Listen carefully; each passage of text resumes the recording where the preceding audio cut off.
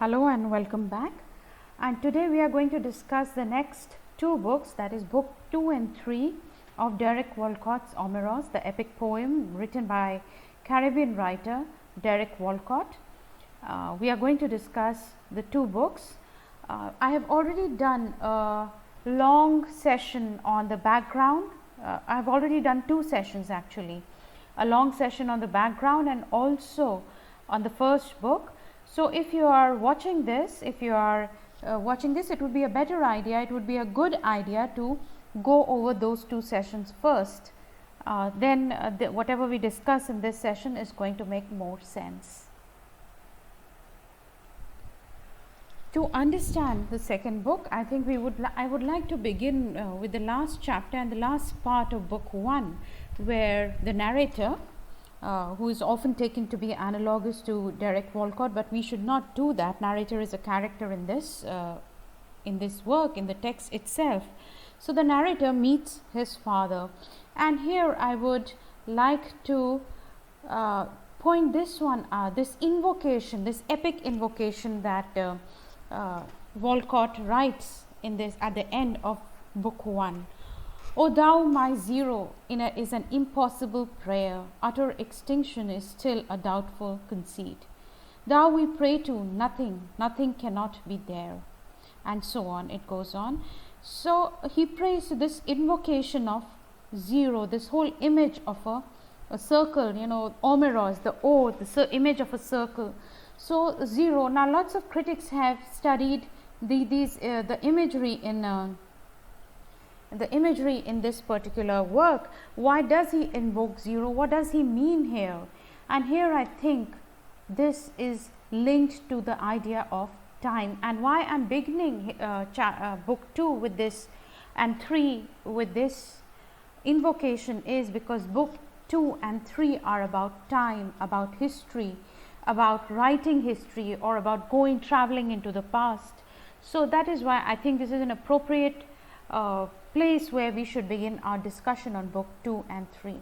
So this invocation to zero, which is a reference to time, to ancestry, to history, and so on. So this is an important, this image is important. This metaphor of a zero, or a circle rather, is important because it is a metaphor for post-colonial experience, right? The wounding and healing, the exile, and then a new sense of belonging.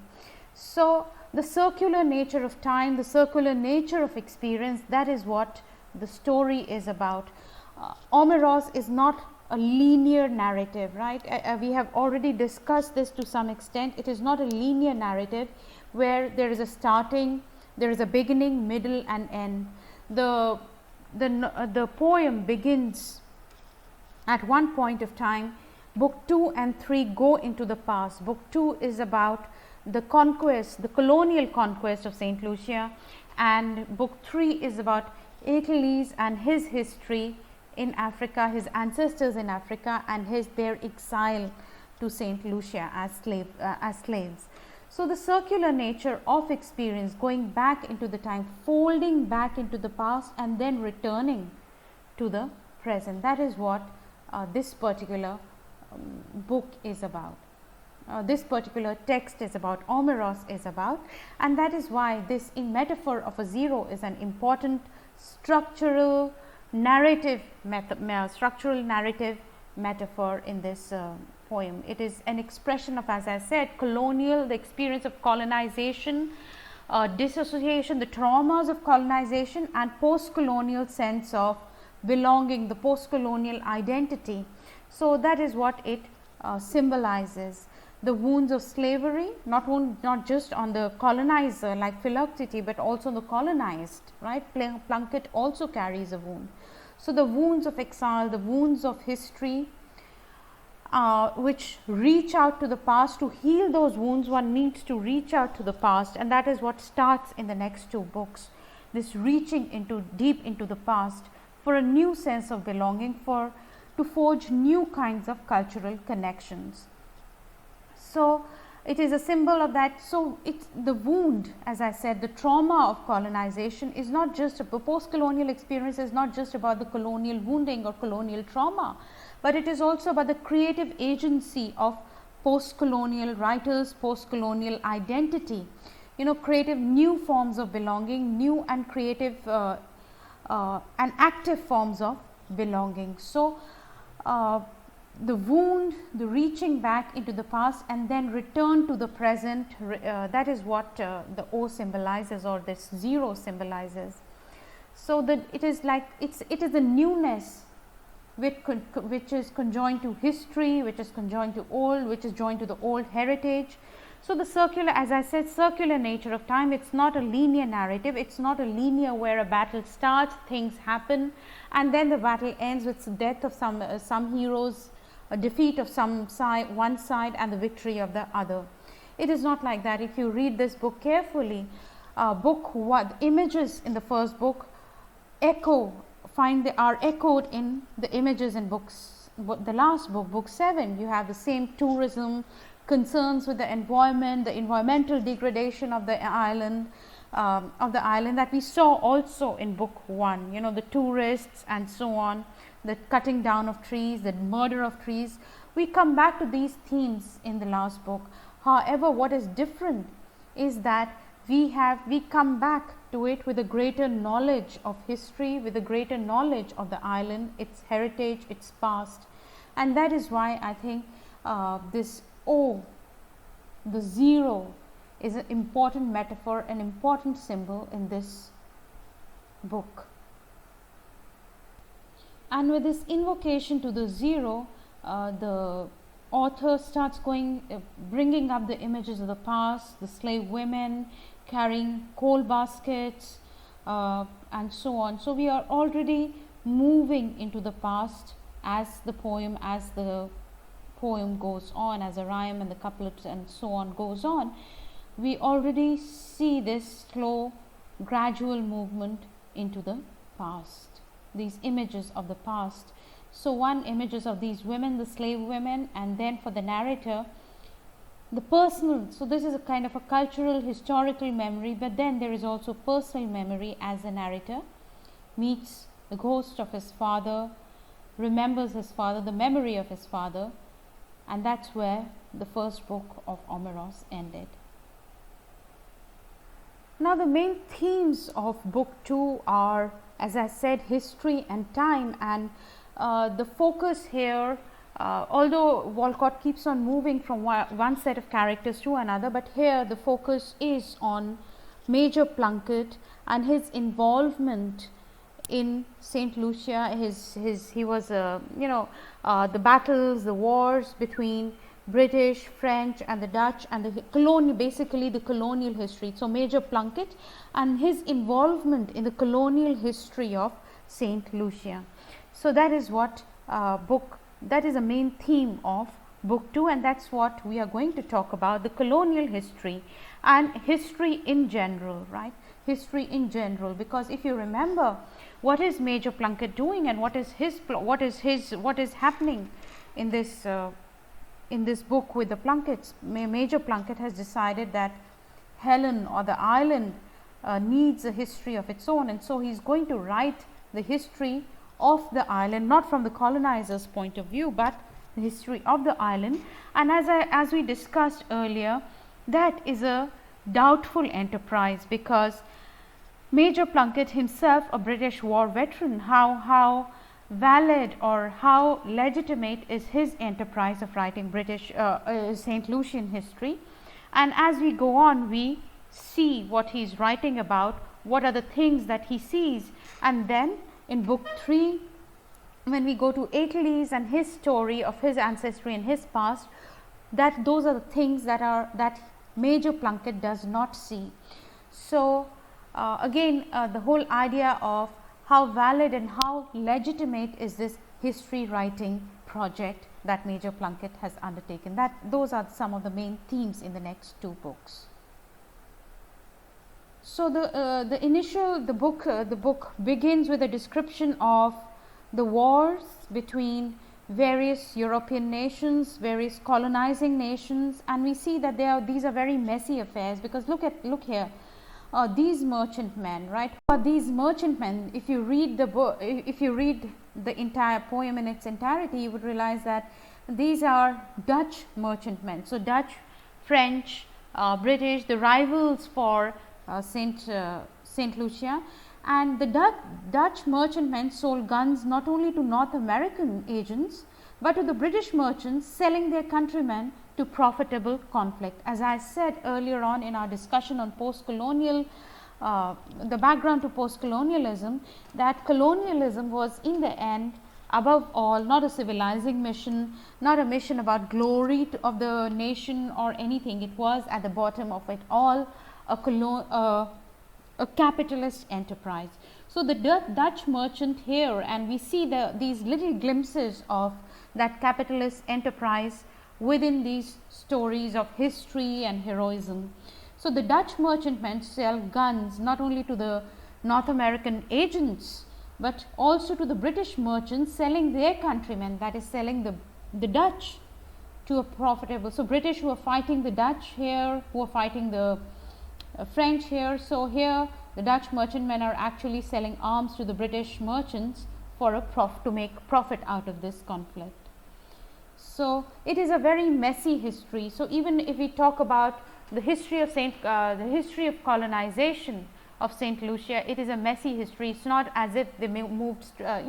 We discussed that the island is called Helen because of the constant tussle over it between the British and the French, and initially also the Dutch were also involved. So this is not just, it is not just us and them kind of a conflict. As you see, this is a very messy conflict where the consideration is about the occupation of the island, but also about making profit from that conflict.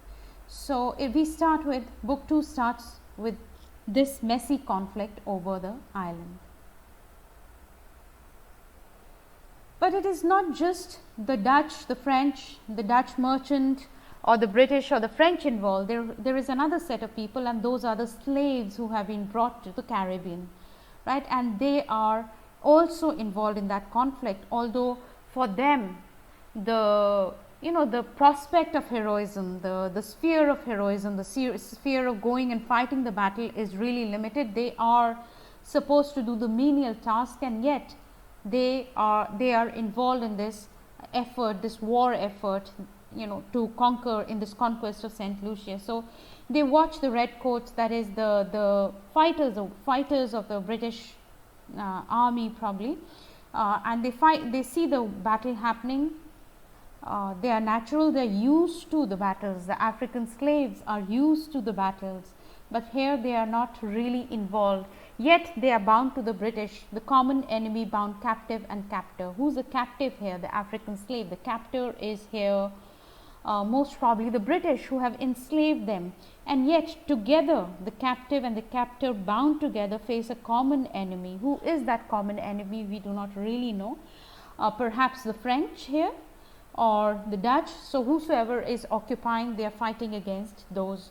Or even, let's say, it could even be the tribes, the local and indigenous tribes. We do not really hear their voice except except hear about them in the first book, as I discussed with you in that video.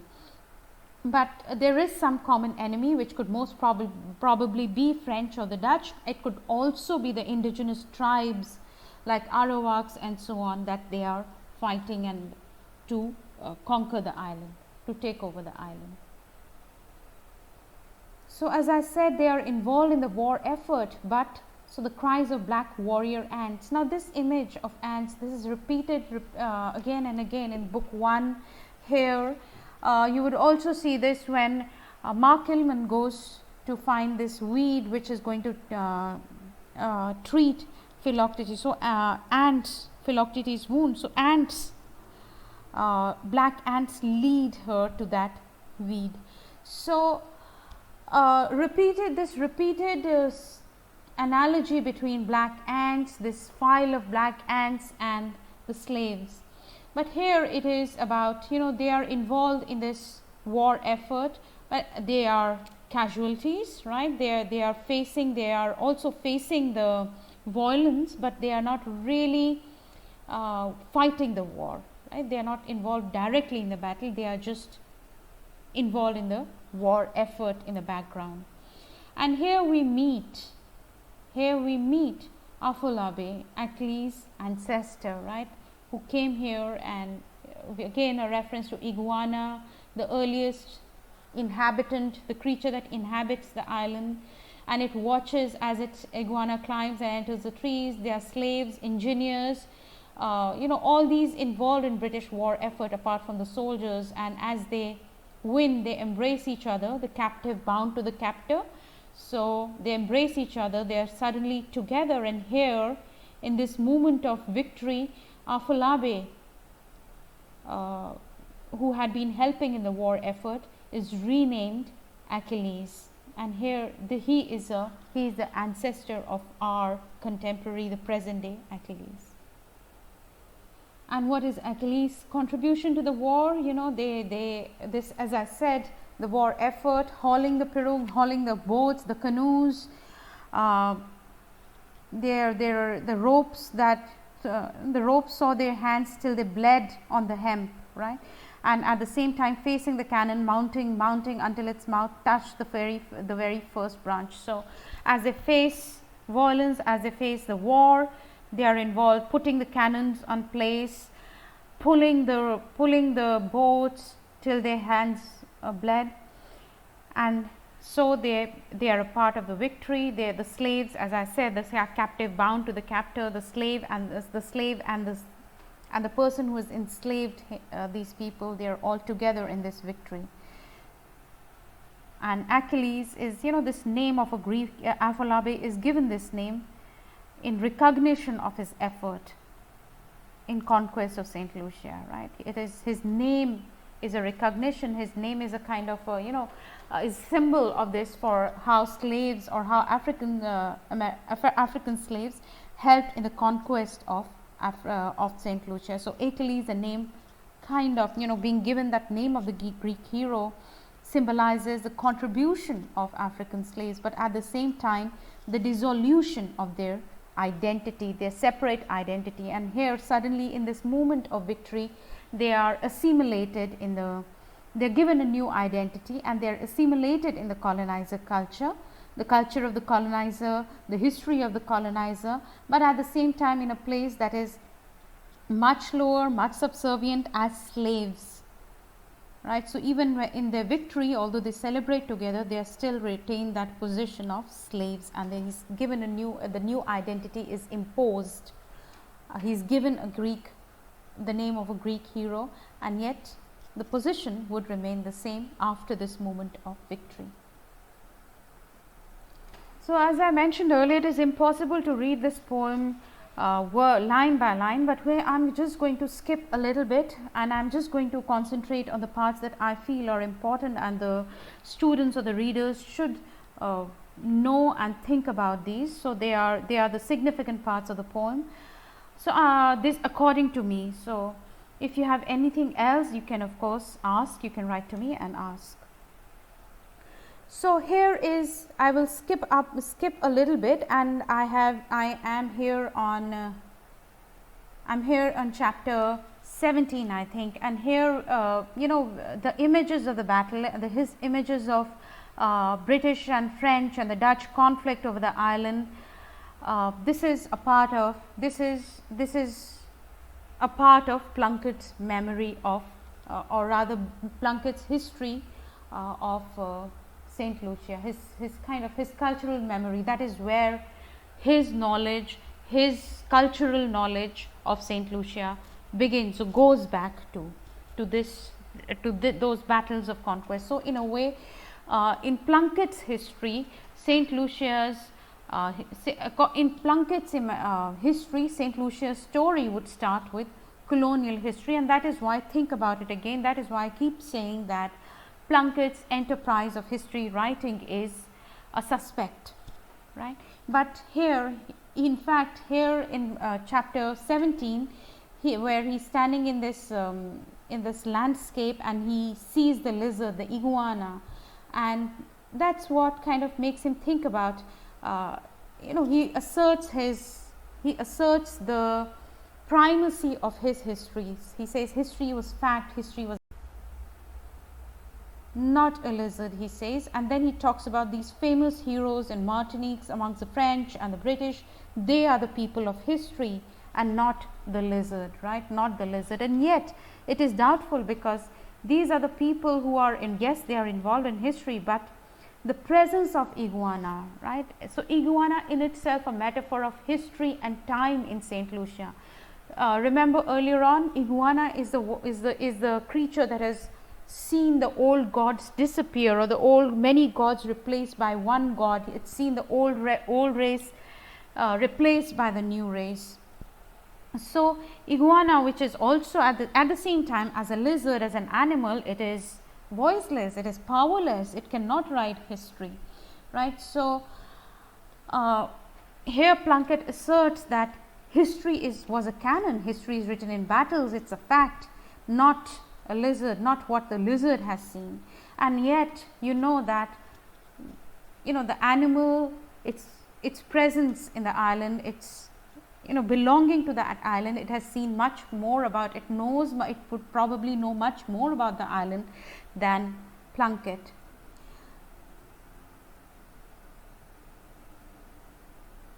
And here he realizes in a way that history will be revised and history is written and rewritten. Was the greatest battle in naval history which put the French to rout, fought for a creature with a disposable tail and elbow like a goalie, that is the lizard itself. So what is it fought for? For this island represented by this lizard, right? Remember that one of the names of the island, Ionalo, was where iguana is found, right? So was it just for a lizard? But it's not, it's revised, it's rewritten, the maps are drawn and redrawn, the heroes become villains, and so he says, he said villains for villains, and we'll be its villains, fading from the map. And when it's over, we'll be the bastards, somehow the flaring dewlap. Dewlap is a fold of the skin on the iguana's neck.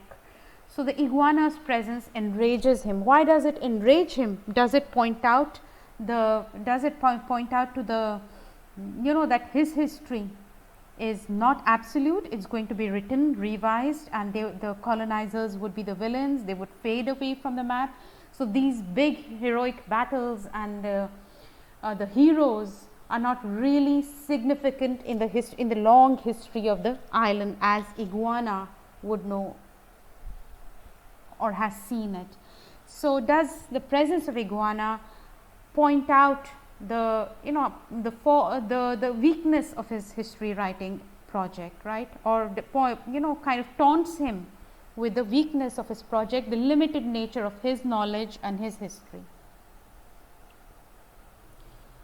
We have already talked about Plunkett and the limited nature of his history, his historical knowledge, his knowledge of the island, and yet he's trying to find the history, and by writing that project of history, he's trying to ground himself and beginning that history with the British conquest of the island. He's trying to write the British into the history of St. Lucia, right? And on a more personal level, on a more micro level, it is also a project of grounding himself on the island of St. Lucia. Remember when we talked about in the first book how the imagery associated with Plunkett, especially Maud Plunkett, is about imperialism, is about colonialism, is about the empire, right?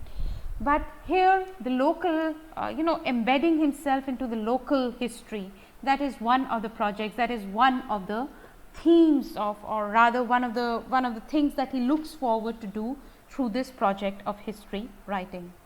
So he finds, and in that sense there is this, he finds another name entry in the archives as he's going on. He finds in somebody called Plunkett, another Plunkett, who had been a part of the British war effort, who had been in the British army. And suddenly, remember that Maud and Major Plunkett, they really do not have a family, they do not have any offspring. So suddenly there is a kind of a connection that he feels here with another Plunkett who had been there at St. Lucia with the British at some point of time. So again, coming back to his project of history writing, what is he looking for? Not just the history of Ireland, but also his own ancestry, a heritage for himself, something that would embed him into the landscape, into the history, into the time of St. Lucia.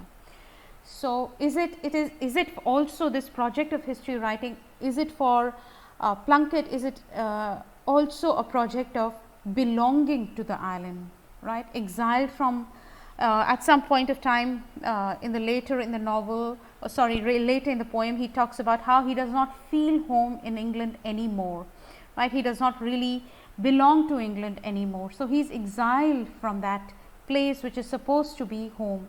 So is this project of history writing also about finding a new home, a project to find a new home, a project to create new roots in St. Lucia?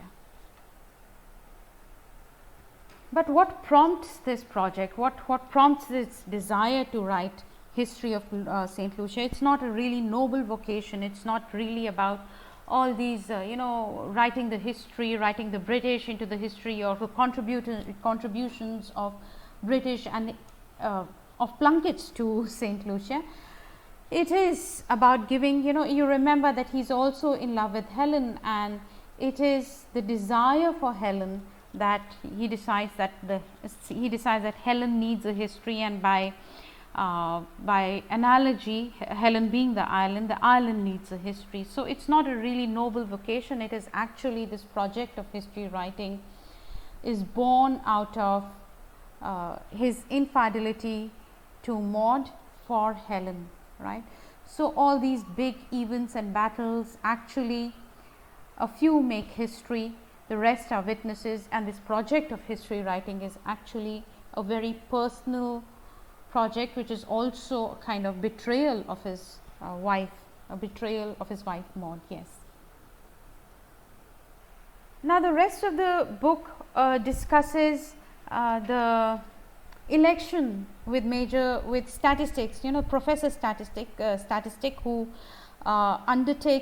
who creates a group, a political party, political organization, and decides to fight the battle for decides to fight the elections for St. Lucia. So very interesting, coming right after the discussion on French and British battling over St. Lucia. Here we have the political contemporary St. Lucia and the elections as a battle where Statistic, a professor trying to take control over St. Lucia. And what are his ideologies? He is there are Marxists and there are capitalists, but he is kind of forging his own party, his own ideology. And Philoctete, Hector, they all support him. There's supposed to be a huge meeting which is washed off by rain.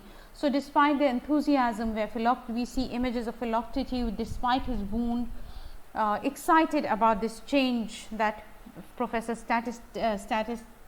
Static would bring in St. Lucia, we see this failure, as if St. Lucia is not ready for this kind of a change yet. So it is up to you to think about this is what Static is kind of, this is what he is, how he's inciting people to vote for him, how he is kind of coercing the voters. But and he is using the images that we saw, bananas and St. Lucia look healthy with bananas and tourists, but her soul is crying. So what is it that St. Lucia is suffering? Unbridled capitalism, or the opposite on the other side is socialism? But none of the two are answers to St. Lucia's problems, St. Lucia's present problems in the present day. So why does it fail? Why does this enterprise fail? Is it just focusing on the present? And what Walcott tries to say through the poem is that we need to go into the past, we need to learn from the past, and then return and focus on the present. Remember the image of a circle, the metaphor of an O. So the delving into the past, bringing the knowledge of history, heritage to tackle the problems of present. So is it up to you to think about it? Is it the failure? Is the failure of this election at this moment what Philoctetes, Hector and is it because that they are just dealing with St. Lucia's problems on a very superficial level, not really understanding its identity, its past, and it's only when you go back into the past of various communities that inhabit St. Lucia can you come out and solve these problems that you can or not solve, at least understand the problems it faces at the moment. And it is also in this part that we see the strongest analogy drawn between Helen the character and Helen as in the island. So people fighting to conquer it, people fighting to take over, and what does she wish? And this is Achilles musing as he sees Helen. He saw how she wished for a peace beyond her beauty, past the tireless quarrel over a face that was not her fault, and any fault any more than the full moon's grace sailing dark trees. And for that moment Achilles was angrily filled with a pity beyond his own pain. Right. So here he is talking about the character Helen as a character who's looking for peace, who's looking for a kind of contentment which her beauty, men fighting over her beauty, that contentment, that peace is denied to her. Is it the same with the island, Helen, St. Lucia, where it has constantly faced conquest, it's constantly faced conflict in the past, and just for its landscape, just for the terrain, the territory, and it's looking for peace beyond the beauty. So here I feel that there is a strong analogy repeatedly drawn between Helen the character and the island, and Helen the island of St. Lucia. And somewhere towards the end of this book we also learn that Hector has given up his seafaring ways. He is no longer a fisherman. He has a van, a chariot. He is running a taxi business, and this is called a very a very, how do I say, a comet, the comet, it is called the comet. So for a taxi the name is kind of hyperbolic, I would say. And this is a 16-seater passenger van, and Helen leaves Achilles for Hector here.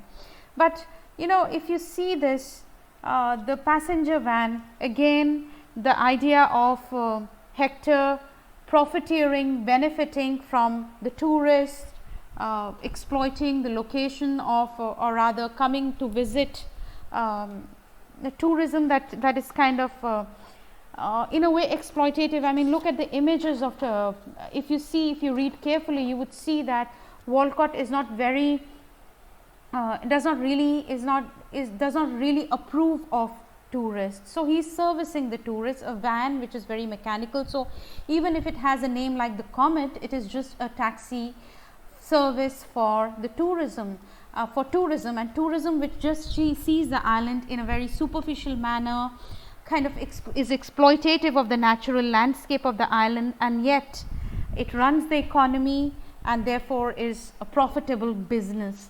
And Hector, by giving up fishing, by giving up being a fisherman and moving to this, becoming a part of the economy that is driven by tourism, becomes a part of that mechanism, that part of economy that is exploitative.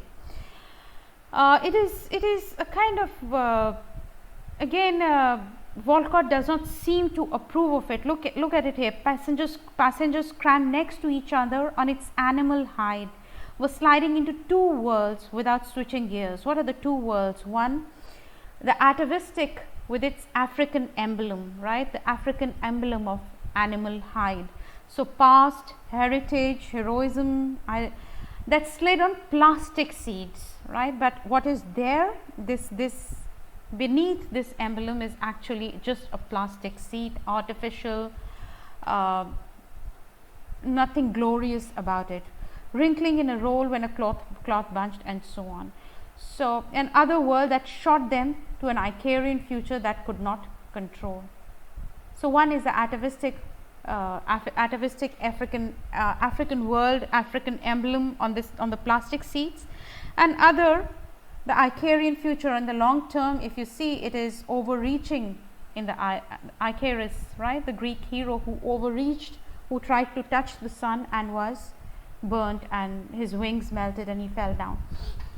So the symbol of overreaching. So is this kind of economy, is this kind of tourism, are they overreaching, and are they plunging to a future that they cannot control? And has Hector become with this taxi business, has Hector become a part of that uncontrollable future? So the book ends with Achilles, a sea, he's on the sea, he's in a boat, a canoe, and his withered mate, and he is sunstruck, and in that he falls, he's in the sun, dizzy by the sunstroke, he faints, and in that time he journeys into the past, right? And book 2 ends with Achilles on sea, questioning his name, his origin, his identity, and that's when a swift appears. Remember the swift, as we discussed in the first video, we discussed what swift signifies, right? Being able to travel over long distances, found all over the world, from migrating from one continent to another. So what does Achilles signify, and how is it related here to